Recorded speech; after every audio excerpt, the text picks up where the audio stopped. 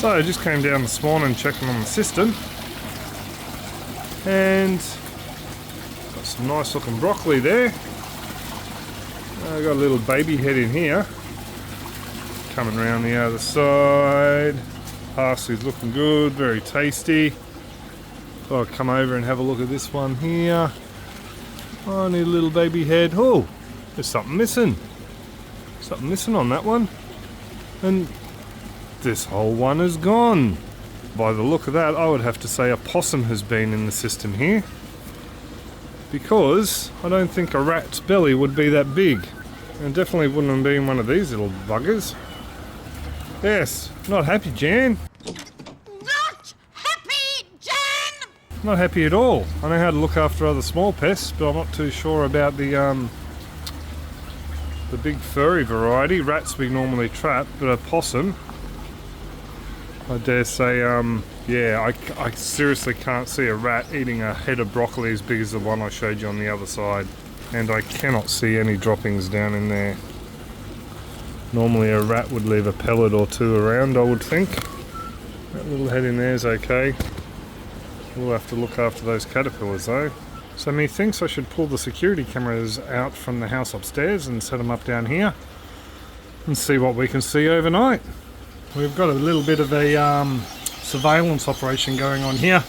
We've got a camera set up on the top rail up there, one on the makeshift garden fork handle, and one on the trolley here, because we've had a little visitor that has already knocked off 2 heads of broccoli, and he's already had a bit of a sample of that one.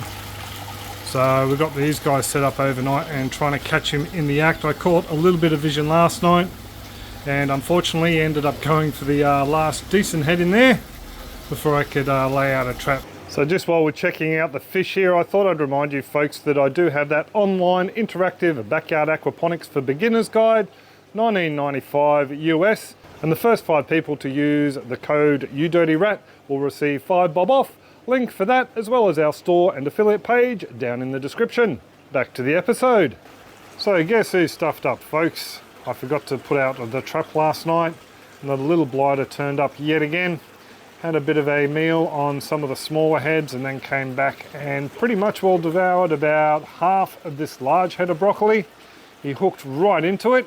Oh, and I also adjusted the cameras a bit better to get better video of it last night as well. I just forgot to put the traps out. So not to worry though, I'm sure we'll get him in the end. So I'm off to scrounge around for our rat traps. I know they're somewhere under the house, and later on tonight B and I will come down and bait them with some peanut butter. We've always found peanut butter to be an excellent bait for both rats and mice, so pretty much we'll go with that. We've used chocolate in the past, but rats tend to just eat it out, whereas with the peanut butter they like to get in and lick it all off. Mr. Rat finished off this broccoli last night, and this one as well. And as you can see, we have a few traps in there, set up 3 traps. Came along, had a sniff at all of them, and then yeah, decided to go the healthy option and eat the brassicas instead of the peanut butter. And it's all natural peanut butter too, just peanuts and salt. So we are going to have to come up with something else, or basically, well, you know, there's nothing left in this bed to eat. And I think I know what happened. We have some charcoal and peppermint soap from the Naughty Goat Farm, folks. Awesome soap, by the way, a bit of a plug. And it was stored in the same cupboard along with my peppermint liquid soap. So I have a feeling the timber of the traps may have absorbed some of that scent, and also possibly just a bit of a residue on the plastic trap as well. So as a result, the little rodent didn't take the bait, so to speak. Now, peppermint is well known as a deterrent for rodents, so it might be something for you folks to check out if you are having your own issues. There's a load of DIY recipes online, so suss that out. Tonight I'm going to spice up the bait with some fish feed. I know they like fish feed. I've seen them eat it in the past in other traps. So what I'll do is scatter a few on the bed itself, and then get some pellets and pop it down into the peanut butter, making sure not to set off the trap like I did last night and hurting my cold fingers. And hopefully, fingers crossed, we'll have better luck catching the little blighter tonight. So we have a late afternoon update, folks. It appears that the little rat took the bait. He came on into the bed, he hung around the other end for a little while for some reason, and then came back to the plastic trap. and he was having a bit of a sniff on there. There was a pellets just sitting on the red tongue of the trap, and it set off the trap. It looks like he wriggled his head out of it, but as he jumped back, he just jumped on top of the trap that was behind him. So maybe, yeah, the peppermint was still putting him off, but in the end, we got the little blighter, and his lights looked like they turned out pretty fast after landing on that second trap. Now, I'll give you a bit of a look at the damage. We've most definitely lost this one here. We have lost this small little head in here, and he also had a bit of a bite out of this one here. So, yeah, not too happy about that, Jan. On the other side, oh, by the way, Jan, it's from a Telstra ad here in Australia. I thought it might give a few Aussies a bit of a laugh.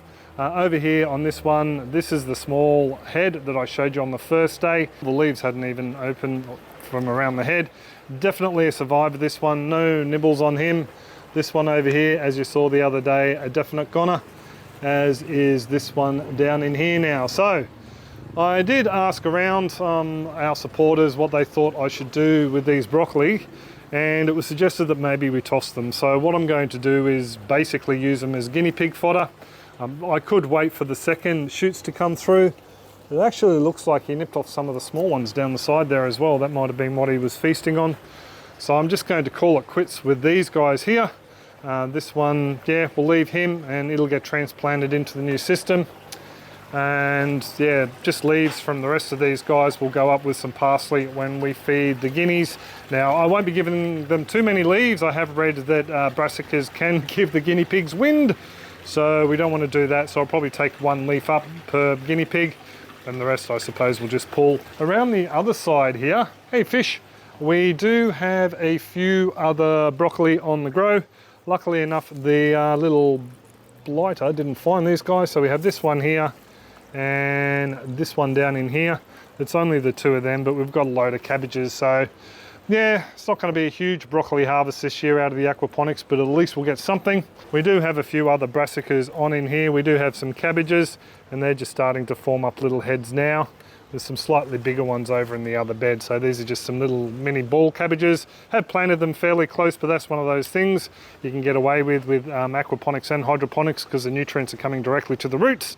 They don't really compete for them out through the bed. Just a bit of an update on the balcony system, folks. I was hoping to have a video ready for that this week, but it's not going to happen. I can tell you though that the lettuce seeds we sowed out have already germinated and are carpeting the top of the grow bed, but more on the balcony system next week. The larger aquaponics system run into a bit of a snag with that. I'll need to swap the sump tank from the existing system out with that one down there, so I need to clean out the bed that the rat had been feasting in. So I hope you enjoyed that look at trying to control a little fur bag pest from the system.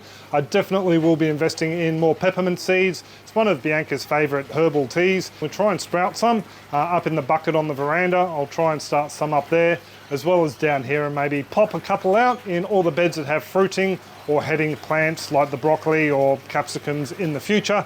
Just a bit of added bonus. Fingers crossed it'll keep the rodents out of the beds. So anyway, I will leave it there, folks. I do hope you enjoyed this video, and I'd love to say g'day down in the comments if you got the time. Also too, quick reminder, there will be a video following this one looking at the soil bed going in on the balcony aquaponics system. So keep an eye out for that, and maybe hit that subscribe button if you haven't already, if you want a notification for when it gets posted. But I will leave it there. I do hope you're all well and happy, and your own gardens and aquaponics are booming, and I'll catch you next vid. Cheers folks, and happy growing. Yep, I can see where you're putting the trap.